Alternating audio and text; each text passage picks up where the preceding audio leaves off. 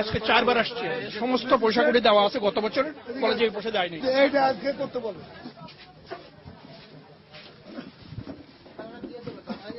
কবে দিবে? 15 তারিখ ডেট আছে, 15 তারিখে দিয়ে দেবো। আজকে দিয়ে তারা 12টার পরে 8টার পরে আসে, খাবে, নামাজ পড়বে, তারপরে আসবে। লাঞ্চ করতে গেছে 2 ঘন্টা 2.5 ঘন্টা। লাঞ্চ করতে কি এতক্ষণ লাগে নাকি? তুমি তো আর এক শয়তান। না স্যার, আমি বলতেছি ওর নামটা কি? সে নামাজ পড়তে গেছে, তার নাম কি?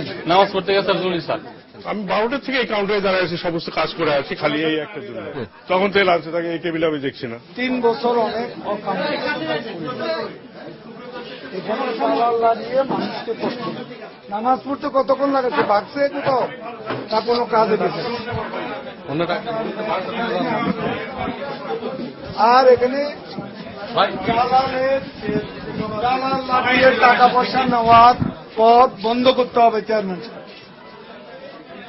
দালাল দিয়ে মানুষের পকেট কাটছে। 500 টাকা আমার অফিসকে দিতে হবে, আর বাদ বাকি 200 টাকা আর কিছু টাকা আমি নেবো।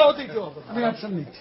ঘুষ চাইবে খেলে আমাকে বলেন। আরে এগুলো গেটিজ নামে দালাল আছে, এগুলো হলো সব অপকর্ম। আপনার অফিসারদের যোগসাজশে এরা এই গেটিজের মাধ্যমে টাকা পয়সা আদায় করে লিঙ্গারিং করে, মানুষকে অযথা হয়রানি করে, আর দালালি করে। যদি সে আওয়ামী লীগের হয় তাকে কেউ আমি স্পেয়ার করবো না। আরো একটা জিনিস আছে স্যার, পুরাতন যেসব দালাল আছে স্যার, এখন স্যার ওটা আওয়ামী লীগের নাম ভাঙাচ্ছে স্যার।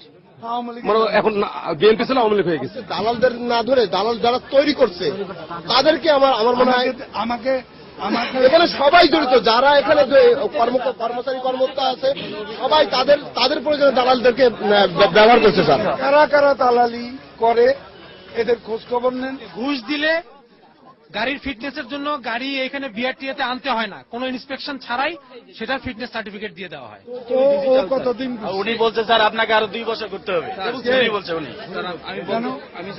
আজকে এটা করে দাও, যাও। আর কোনো কথা বলছে নাকি? হ্যাঁ বলছে 2 বছর ধরে করতে হবে।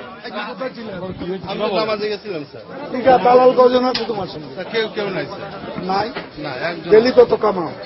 না স্যার, স্যার এসব ছেড়ে দাও। আমি জানি কিন্তু অকাম করলে নামাজে কোনো কাজ হবে না। যে লোক স্যার এত কথা বললো সেই তো দালাল স্যার। তোরে ধরেন না দোষী স্যার, ধরেন। আমি 1 বছর করছি স্যার এখানে, স্যার আমি বলে দালাল এখন। মূল দালালরাই ওই যে নকল দালাল ধরে। মন্ত্রী সাহেব ভিতরে গেল, উনি বাইরে দাঁড়ায় ছিল, অতর্কিত ভাবে 12 থেকে 13 জন লোক ওনার টেনে আসছে, ভিতরে নিয়ে গেছে। নিয়ে যাওয়ার পরে বলতেছে তুমি তো দালাল। এখানকার যারা বিএনপি স্টাফ তারা একটা চক্র তৈরি করে তাকে ফাঁসাই দিল। লোক কোথায়? এখানে কে?